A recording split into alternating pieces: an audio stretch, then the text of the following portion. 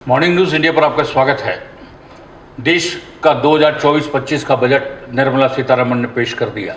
निर्मला सीतारमण ने बतौर वित्त मंत्री अपना ये 7वां बजट पेश किया गया है। मोदी सरकार का यह तीसरी बार मोदी सरकार है, उसका यह पहला बजट है।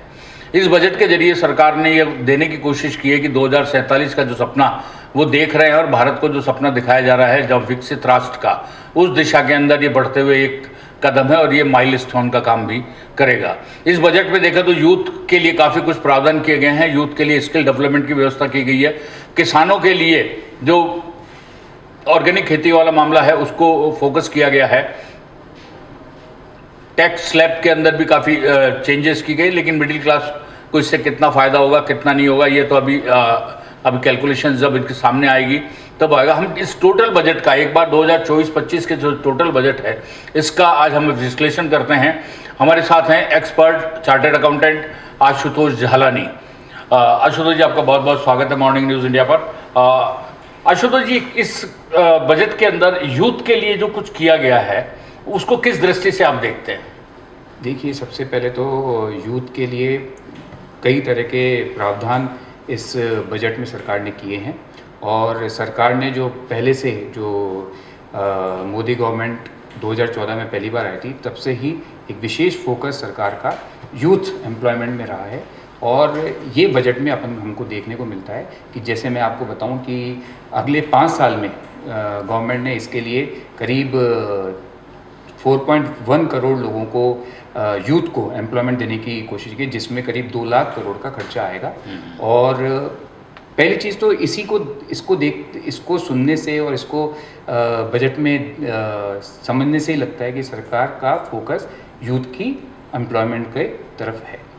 यानी सरकार ने साफ तौर पर कर दिया कि सरकारी नौकरी की जगह आप अपने स्किल को डेवलपमेंट करिए और स्किल डेवलप करके आप अपना आगे कारोबार करिए। बिल्कुल बिल्कुल, क्योंकि बेसिकली क्या है कि सरकारी नौकरी की एक सीमा है ना।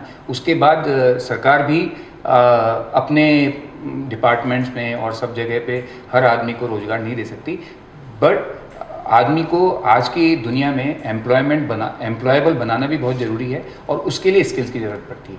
आज की तारीख में कोई भी यूथ बिना स्किल के कोई भी काम नहीं कर सकता। वो एम्प्लॉयबल उसको बनाने के लिए स्किल्स की होना ज़रूरी है और यही सरकार ने कोशिश की है कि प्रोत्साहन दिया जाए जिससे कि यूथ आगे निकल के आए और वो जितनी भी जो सरकार अपॉर्चुनिटीज़ दे रही है उसको लेके आगे बढ़े।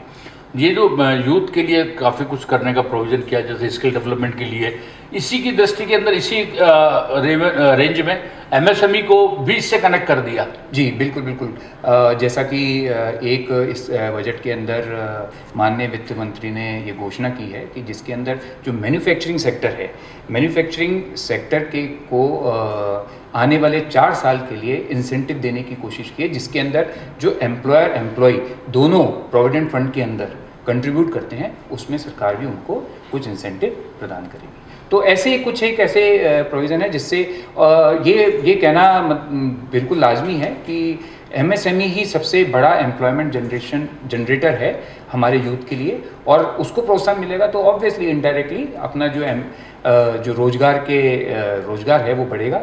और जो खासकर जो ऐसे यूथ जो कि सेमी अर्बन और गाँव से आ रहे हैं उन लोगों के लिए एक एम्प्लॉयमेंट का जो अपॉर्चुनिटीज़ हैं वो क्रिएट होंगी और जब वो उस अपॉर्चुनिटीज़ उनको मिलेंगी तो ऑब्वियसली वो आगे बढ़ेंगे और वो आगे बढ़ेंगे तो देश आगे बढ़ेगा, क्योंकि यूथ ही एक देश का फ्यूचर होता है। यूथ को हायर एजुकेशन अपने देश की जो संस्थान है उसके अंदर पढ़ने के लिए भी इसके अंदर 10 लाख रुपए तक का प्रोविज़न किया गया लोन के लिए।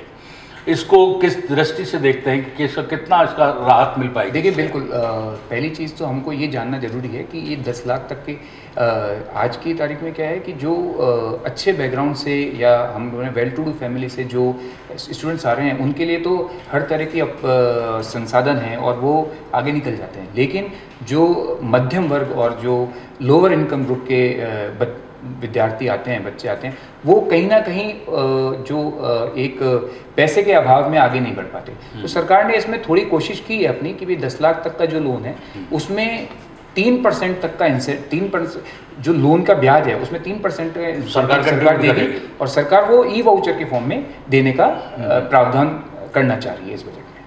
सरकार ने यह भी कहा है कि अगले 5 साल के अंदर 5 करोड़ लोगों को, 5 करोड़ यूथ को 500 देश की टॉप कंपनियों में इंटर्नशिप करने का मौका भी देगी और उसके बदले में 5,000 रुपये भी उन बच्चों को देगी। ये इसके पीछे क्या सोच है, इसको किस दृष्टि से देखते हैं आप? देखिए सर, इसको आज की तारीख में हमारा जो यूथ है वो ना केवल भारत में, बाकी भारत के बाहर भी अपने जो उनकी स्किल्स है उसका एक तरह से लोहा मनवा रहा है। तो और अगर सरकार ये ऐसा इंसेंटिव देती है तो मैं समझता हूँ कि ना केवल बड़ी रिच फैमिली से बल्कि पुअर बैकग्राउंड से, पुअर फैमिली से और अपने मध्यम वर्ग से के जो विद्यार्थी हैं जो उस बैकग्राउंड से आते हैं उनको इससे काफ़ी प्रोत्साहन मिलेगा। और मुझे पूरी उम्मीद है कि ये कहीं ना कहीं देश को भी आगे लेके जाएगा, क्योंकि अगर यूथ आगे बढ़ेगा तो देश को आगे बढ़ने से कोई रोक नहीं सकता। इस बजट के अंदर फोकस एग्रीकल्चर पर भी किया गया है जी। एग्रीकल्चर और एग्रीकल्चर से रिलेटेड जितने भी प्रोडक्ट जो चीज़ें हैं एसोसिएट्स में उनके लिए 1.5 लाख करोड़ रुपए का प्रोविजन किया है। जी। इसको आप किस दृष्टि से देखते हैं, तब जब किसान अपनी मांगों को लेकर आंदोलनरत है और किसान न्यूनतम समर्थन मूल्य की बात के लिए गारंटीड कानून बनाने की बात करता है, इसको आप किस दृष्टि से देखते हैं? देखिए, जहाँ तक कानून की बात है ये तो अपन बजट के को हटा के ही बात करेंगे, जिसमें कई तरह की है। सरकार की मंशा इसमें अभी तक कुछ क्लियर नहीं हुई है। हालांकि सरकार ये जरूर दावे कर रही है कि हमने जो भी लागत है किसानों की उसका 150% का MSP उस लेवल तक हमने लाके कर दिया है ना। और जहाँ तक इस बजट की बात है वहाँ पे हम देखते हैं कि जैसा आपने बताया कि 1.5 लाख करोड़ की बात की गई और सरकार ने 2-3 चीज़ें इसमें बहुत अच्छी की है, जो मुझे लगता है कि आने वाले टाइम में इससे किसानों को भी प्रोत्साहन मिलेगा और किसान भी जो अपना जो परेशान रहते हैं कि भाई उनकी लागत भी पूरी नहीं हो पाती है, तो उनको एक आगे बढ़ने का एक स्रोत मिलेगा। तो उसमें हम देखें तो सरकार ने किसानों को कहीं ना कहीं ये प्रोत्साहन दे रहे हैं कि जिससे कि जो अपनी बात है कि ऑयल सीड और पल्सेस, दालें और जो अपना कच्चा तेल के लिए जो सीड्स होते हैं उसको अभी तक हम लोग उसको इंपोर्ट कर रहे हैं। भारत इंपोर्ट करता है और उसकी सेल्फ सफिशिएंसी में कि आत्मनिर्भर होने के लिए सरकार ने उसमें कुछ इंसेंटिव का प्रावधान रखा है, जिससे कि वो आगे और हमारे देखा जाए तो काफ़ी किसान का जो फसल है वो दालों से और ऑयल सीड से ही होती है। अगर उनको प्रोत्साहन मिलेगा, उनको सही मूल्य मिलेगा, तो ऑब्वियसली किसानों की खुशहाली भी इसमें समाहित होगी। और दूसरी बात हम करें कि सरकार ने अभी एक बात हम कर रहे थे कि किसान क्रेडिट कार्ड की, तो सरकार ने उसको 5 राज्यों में और बढ़ाने की पहले लॉन्च कर रही है और एक तरह से आप समझ लीजिए कि एक ट्रायल रन के हिसाब से, और उसका जिस तरह का एक वो आएगा, जिस तरह का फीडबैक आएगा उस हिसाब से सरकार जो है उसको आगे भी और जिलों में उसको प्रभावी ढंग से इम्प्लीमेंट करेगी। आशुतोष जी, इसके अंदर एक चीज़ थी कि इस बार मिडिल क्लास को काफ़ी कुछ उम्मीदें थी कि टैक्स स्लैब में कुछ चेंजेस आएंगे। चूँकि इस बजट के अंदर जो न्यू रिजीम है उसके अंदर तो स्टैंडर्ड डिडक्शन को भी 50 से 75 कर दिया, स्लैब जो 3 से 6 था उसको 3 से 7 कर दिया। इसका वास्तव में असर क्या होगा, कितना मिडिल क्लास को फ़ायदा होगा या खाली दिखावा मात्र होगा? देखिए सर, इसे हम दिखावा तो नहीं कह सकते। सरकार ने प्रयत्न किया है कि भाई वो मिडिल क्लास को, बिकॉज जब हम ये बजट आने से पहले भी हम लोग यही चर्चा हो रही थी सब जगह कि ये बजट जो है मिडिल क्लास का बजट होना चाहिए। हाँ, ये जरूर है कि जो एक्सपेक्टेशन थी, ठीक है, उसको सरकार मीट करने में पूरी तरह से सफल नहीं हो पाई है, बट हाँ कुछ एक राहत देने की सरकार ने कोशिश की है। तो जैसा कि हम देख रहे हैं कि आपने बताया कि भाई जो स्टैंडर्ड डिडक्शन भी बढ़ाया सरकार ने और जो स्लैब भी बढ़ा दिए हैं, और इससे भाई कुछ तो फ़ायदा होगा ही, मतलब थोड़ा फ़ायदा हम ये समझें कि भाई आप ये है कि कुछ नहीं से कुछ तो सही, वाली बात है। तो इसके हमें अनुमान है कि करीब 17,500 रुपये का ये जो सारे प्रावधान हैं इनकम टैक्स के स्लैब के और स्टैंडर्ड, उससे लोगों को 17,500 रुपये की टैक्स की रियायत मिलने की संभावना है। आशुतोष जी, कुछ चीज़ें को सस्ता भी किया गया, जैसे कैंसर की 3 दवाइयों के ऊपर जो अपना जो कस्टम ड्यूटी थी उसको ख़त्म कर दी गई है। सोने और चांदी को भी जो सीमा शुल्क है वो घटाया गया है। इसी के अलावा जो लेदर और लेदर से बने सामान हैं उसमें भी काफ़ी कुछ कम किया गया। प्लेटिनम पर भी सीमा शुल्क घटाया है। इससे और इलेक्ट्रॉनिक व्हीकल्स को स्पेशली काफ़ी कुछ राहत दी गई है। इसके अलावा मोबाइल चार्जर, जो लिथियम गैस है उसके जो बैटरी है उसके ऊपर भी राहत दी गई है इस बजट में। ये इसको राहत देने के पीछे क्या मकसद और इसका असर क्या आ जाएगा?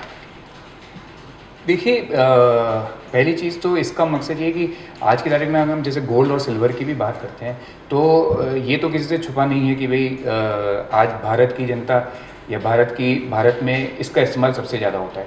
और देखिए, वही अपन जो बात कर रहे हैं कि भाई डायरेक्टली नहीं तो इनडायरेक्टली अगर आप देखें तो गोल्ड और इसमें काफ़ी इन्वेस्टमेंट लोगों का होता है ना। और ये भी देखने में आया कि अगर इन पे ड्यूटीज़ बढ़ती हैं तो जो आपके स्मगलिंग और इस तरह की जो समस्याएं वो भी काफ़ी आ जाती है। तो सरकार ने कहीं ना कहीं मिडिल इनकम ग्रुप को, जो मिडिल क्लास है उसको बेनिफिट देने की कोशिश की गई है, जहाँ पे आपके अगर गोल्ड और सिल्वर सस्ता होगा, जो कि एक आम आदमी अपने जनरली शादियों में और इसमें यूज़ करता है, उसको उससे काफ़ी राहत मिलेगी। तो मुझे लगता है कि कहीं ना कहीं हम एज अ प्रोफेशनल हम समझते हैं कि केवल मिडिल क्लास को केवल इनकम टैक्स में छूट देके ही सरकार ने इसको कहीं ना कहीं थोड़ा सा रियायत गोल्ड में, मोबाइल चार्जर में और इन सब में देने की भी कोशिश की।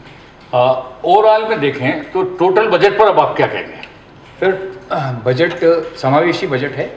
हालांकि सरकार ने तो क्या किया है कि जो इंटरिम बजट था उसको ही आगे लेके चलिए, जिस तरह से कैपिटल इन्वेस्टमेंट है उसको बरकरार रखा गया है। एक बहुत अच्छी चीज़ गवर्नमेंट की है कि जो फिस्कल डिसिप्लिन की हम लोग बात करते हैं, फिस्कल डेफिसिट जो है वो भी सरकार ने मैं मानूंगा कि एक बहुत एग्रेसिव टारगेट रखा है 4.5% का, जो अपने आप में एक काबिल तारीफ चीज़ है। ओवरऑल देखा जाए तो 2-3 पॉइंट्स हैं जिसमें मैं इसको समअप करूंगा कि सरकार ने MSME, जॉब एम्प्लॉयमेंट, उसमें कोशिश की है कि डायरेक्टली इनडायरेक्टली नए रोजगार जनरेट भी हो पाएँ और साथ के साथ यूथ को एक मौका मिले आगे बढ़ने का। जहाँ दूसरी बात किसानों की जहाँ पे उनकी खुशहाली बढ़ाने के लिए, उनकी इनकम बढ़ाने के लिए प्रयास किए गए हैं कि जहाँ पे आपके जो अपन बोलते हैं ऑर्गेनिक फसलें हैं, है ना, उनके लिए भी इंसेंटिव दिया गया है। और तीसरी चीज़ जो है वो हम समझेंगे कि जो आज बात है जो मिडिल क्लास की, जिसमें इनकम टैक्स का और ये सब प्रावधान है, तो सारे जो अपन समझें कि जितने भी सोसाइटी में जो अपने सेक्शंस हैं, चाहे से वो फार्मर का हो गया, यूथ का हो गया, ठीक है, उनको प्रोत्साहन देने की कोशिश की गई है। और लास्ट में मैं ये ज़रूर और बोलना चाहूँगा कि सरकार ने ये भी कोशिश की है कि कहीं ना कहीं आपका जो यूथ है वो उस पर काफ़ी फोकस दिया है, जिससे कि बिकॉज़ वही है हर एक देश की नींव जो होती है वो यूथ होती है। और इंडिया तो वैसे भी अपनी यूथ की जो डेमोग्राफी जिसकी बात करते हैं, डेमोग्राफिक डिविडेंड जो अपनी बात करते हैं, तो उसको सरकार ने कोशिश की कि उसको प्रोत्साहन मिले, जिससे कि भारत आगे बढ़ सके और 2047 का जो विकसित भारत का लक्ष्य है वो पूरा हो सके। आशुतोष जी ने बात को विस्तार से बताने की कोशिश की और विश्लेषण के जरिए भी बताया कि ये किस तरीके का बजट है। हम उम्मीद करते हैं कि सरकार ने जो भी प्रोमिसेस किए हैं, जो भी प्रावधान किए हैं, वो वैसे के वैसे इम्प्लीमेंट हो जाएं तो निश्चित रूप से हर वर्ग को जिसको फ़ायदा पहुंचाने की सरकार ने कोशिश की है उन सबको फ़ायदा मिलता रहेगा, ऐसा हमारा मानना है। और आप बने रहें हमारे साथ, हम आपके यूँ ही अपडेट देते रहेंगे हर विषय पर। तब तक के लिए दीजिए मुझे और आशुतोष जी को इजाज़त। नमस्कार।